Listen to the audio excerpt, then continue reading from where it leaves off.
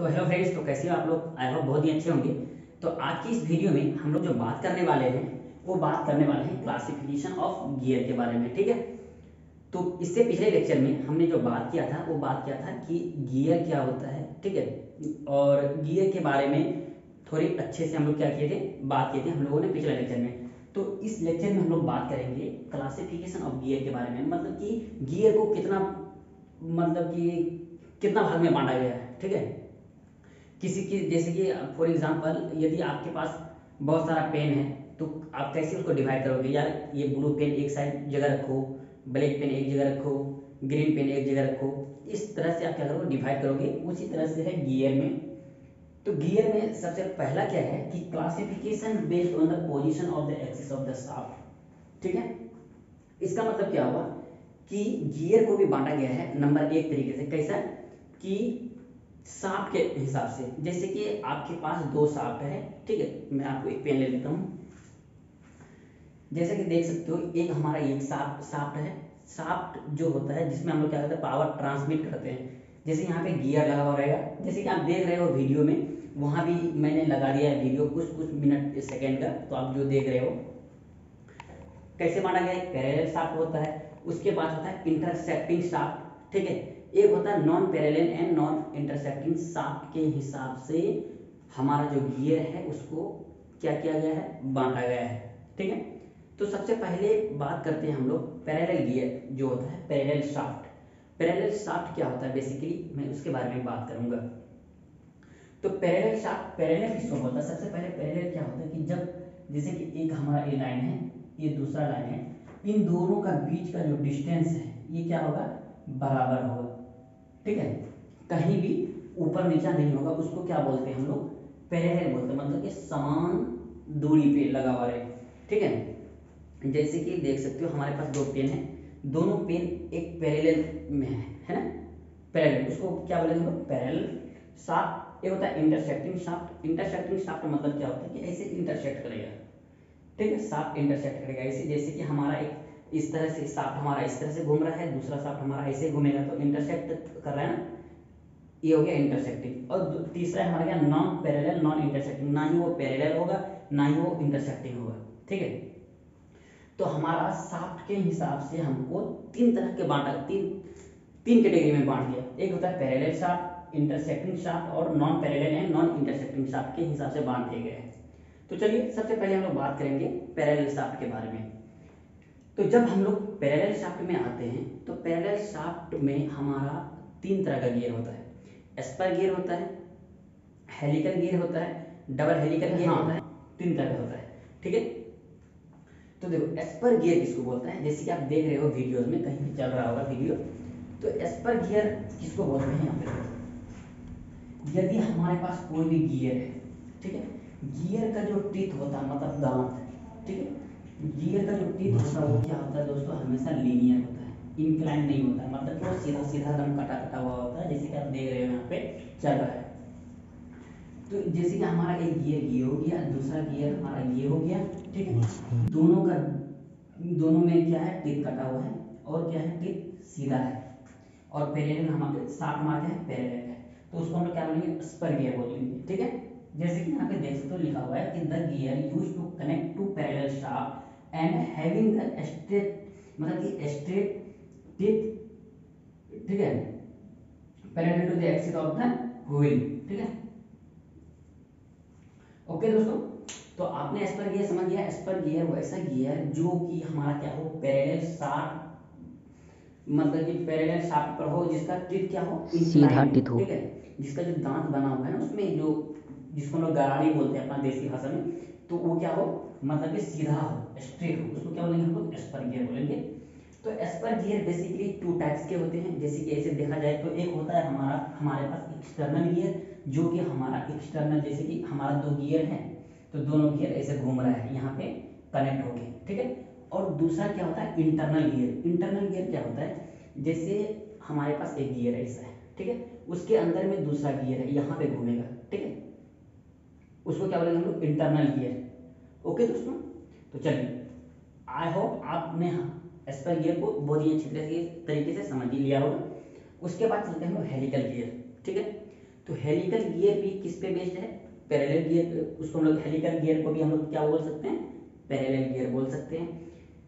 तो क्या कहता है, the gear use to connect two parallel shaft and having the tip incline of the axis of the shaft. इसका मतलब क्या हुआ दोस्तों, जैसे कि देख सकते हो शाफ्ट तो हमारा पैरेलल ही रहेगा, हमारा दो गियर है, एक बड़ा गियर है एक छोटा है, ठीक है।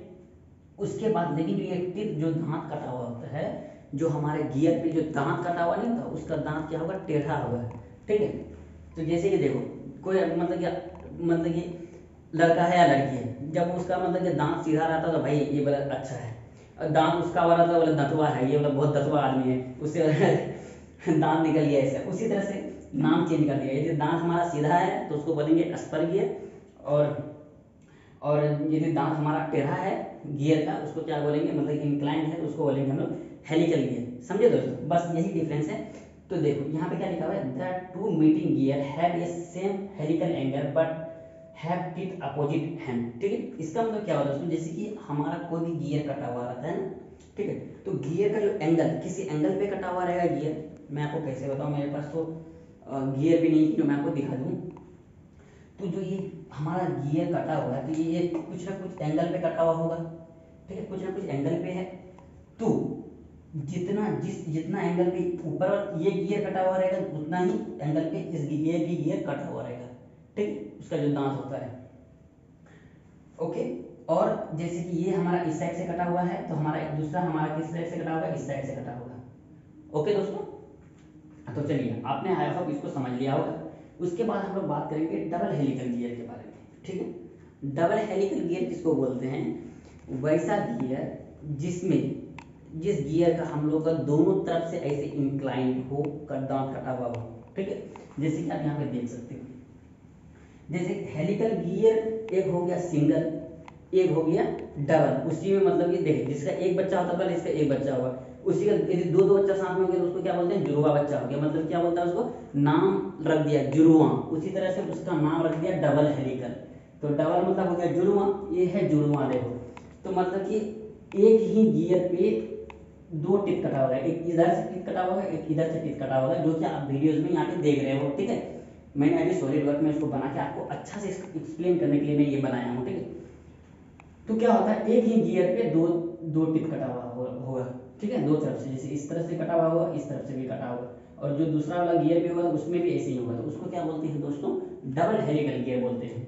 तो यहाँ पे आप कैसे लिख सकते हो, a pair of helix gear secure together, one having a right hand and other a left hand, ठीक है। Helix is known as the double helical gear. मतलब कि एक हमारा इस साइड से लेफ्ट हैंड कटा हुआ रहेगा, एक हमारा राइट हैंड कटा हुआ रहेगा। मतलब कि एक अपोजिट, जैसे एक इस साइड से टिप कटा हुआ है, दूसरा हमारा इस साइड से टिप कटा हुआ है, ओके दोस्तों। उसके बाद क्या लिखा होगा, the pair is the mounted on the shaft and the similar other parallel shaft which is to be connected, okay. अब आता है यहाँ पे दूसरा नंबर। जैसे कि देखो हम लोग जो अकॉर्डिंग टू द शाफ्ट के हिसाब से, एक होता है पैरेलल शाफ्ट, दूसरा क्या होता है इंटरसेक्टिंग शाफ्ट। तो इंटरसेक्टिंग शाफ्ट यहाँ पे आ चुका है। इंटरसेक्टिंग शाफ्ट में हम लोग किस गियर को लेते हैं, बेवल गियर को लेते हैं, ठीक है।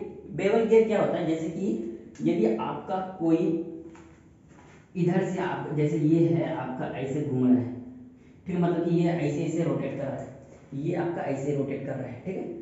आप पावर को आप ऊपर तरफ लेके जाना चाहते हो, ऐसे लेके जाना चाह रहे हो, ठीक। तो आप क्या करोगे, वहां पे बेवल गियर का यूज करोगे। बेवल गियर है ना, उसको हम लोग क्या बोलते हैं, बेवल गियर बोलते हैं। जैसे कि आप देख सकते हो वीडियोज में जो चल रहा है। तो इसको हम लोग क्या लिख सकते हैं दोस्तों, कि the gear use to connect the two intersecting shaft are known as the bevel gear. Bevel gear क्या करता है, हमेशा टू इंटरएक्टिंग शाफ्ट, जैसे एक शाफ्ट इधर से है दूसरा शाफ्ट इधर से है, उन दोनों को क्या करता है दोस्तों, जोड़ता है, ओके। तो उस तरह का हम लोग गियर को क्या बोलेंगे, बेवल गियर बोलेंगे, ओके दोस्तों। If the teeth on the gear are the straight radial to the point of the intersection of the shaft of axis, then the gear are known as the straight bevel gear।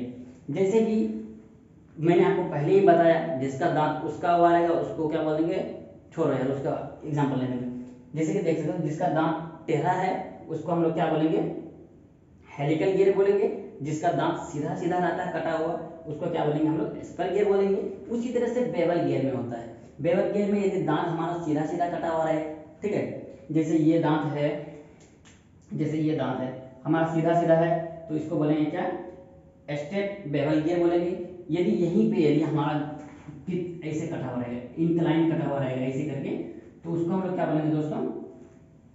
कि helical bevel gear भी बोलेंगे। Okay दोस्तों, तो नहीं तो यदि देख यार, मुझे जितना ड्राइंग बनाने के लिए आता है, क्योंकि मुझे इसी ड्राइंग को बनाने में मुझे बहुत ज़्यादा टाइम लग गया है, ठीक है, या क्योंकि मुझे बहुत प्रैक्टिस करना पड़ेगा ना, बोर्ड पे आदत नहीं है बनाने का, इसी वजह से आप वीडियोस के हिसाब से मैं आपको समझा दे रहा हूँ। उसके बाद non parallel and non intersecting shaft किसको बोलेंगे? कि vice the gear used to connect two non parallel and non intersecting shaft are known as the screw bevel gear और स्क्रू स्पाइरल गियर, ठीक है। जिसका मतलब कि जो जिसका शाफ्ट हमारा ना पैरेलल हो ना इंटरसेक्टिंग हो, उसको हम लोग क्या बोलेंगे? Non parallel and non intersecting shaft बोलेंगे। तो देखो, classification based on the position of the axis of shaft के हिसाब से मैंने आपको बता दिया कि 3 तरह का होता है, पैरेलल, इंटरसेक्टिंग और non parallel and non intersecting के बारे में। इन सभी चीज़ों के बारे में मैंने बता दिया। अब जो कल जो लेक्चर आने वाला है उसमें हम लोग और हिसाब से क्या गियर को चेंज मतलब कि क्लासिफाई किया गया है उसको हम लोग देखेंगे, और गियर प्रोफाइल के बारे में हम लोग अच्छी तरह से स्टडी करेंगे। तो आज के लिए इतना ही। जय हिंद, जय भारत।